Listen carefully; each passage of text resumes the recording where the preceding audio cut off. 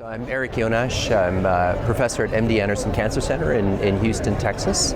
I'm also the incoming chair of the IKCS board, International Kidney Cancer Coalition. And this is actually a poster about our survey. We have a survey every 2 years, and we had our most recent survey, which was done in 2024. We reached over 2,600 patients and caregivers.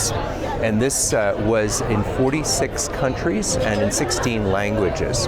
And what we really have is we have a set of key questions that really are asking about the patient and the caregiver experience. And what we can see here, there are a couple of key questions that we focused on here for North America. The first question is, what percentage of the patients really completely understood the following characteristics? First of all, do they know what their disease prognosis is? And also, do they really understand patient-specific treatments? And what we do see is that we do see across all of these questions, about a half do feel like they fully understand these things, but we do have some significant variability. For example, subtype of cancer. Less than half of them knew what their subtype of cancer was, what their 5-year prognosis was. Only a third knew these things. So there clearly are some gaps, but on the other side, in terms of the treatment options and the surgical options, the majority of them knew those. Then we get into barriers of treatment, and this was divided now between Canada, US, and Mexico. And we asked questions about things like cost of treatment, health insurance, access to treatment care. And we do see that there's big variabilities, as one would expect here. There were big variabilities between the US, Canada, and Mexico. And things like, for example, cost of treatment ended up being actually the least in Canada, the worst in Mexico, and pretty good in the US. And the list goes down. And then, there's a relatively there was a plurality of individuals that did not experience any barriers in any of these, but there was a number who did. And the last was what percentage of patients really felt that they were as involved as they wanted in shared decision making.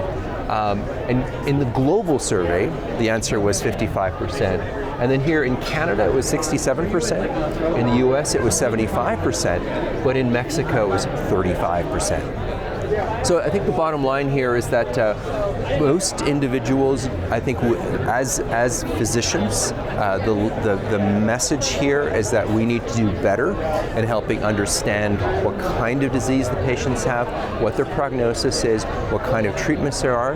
I think as a society, we need to really decrease the barriers that exist for patients to access the best possible treatment. Why do you think is it important or is it necessary that an organization like the IKCS is helping a study like this, asking questions like this, or formal academic institutions not asking the questions, or they're not going as deep? What's the benefit of the IKCS helping this? Mm-hmm. Yeah, so the IKCS, what we are is we're an umbrella organization that sort of act as a service organization for other patient organizations around the world. And what we really need to do is we need to understand what our constituents, both the patient organizations and the patients that are served by those patient organizations, what their unmet needs are. By understanding these unmet needs, we then know what we can actually help deliver to these patient organizations to be able to improve their ability to help the treatment for their own patients. So this way, this survey really sort of acts as a way of sort of a pulse check to get an idea of where were we and where are we from an evolutionary perspective with these various unmet needs.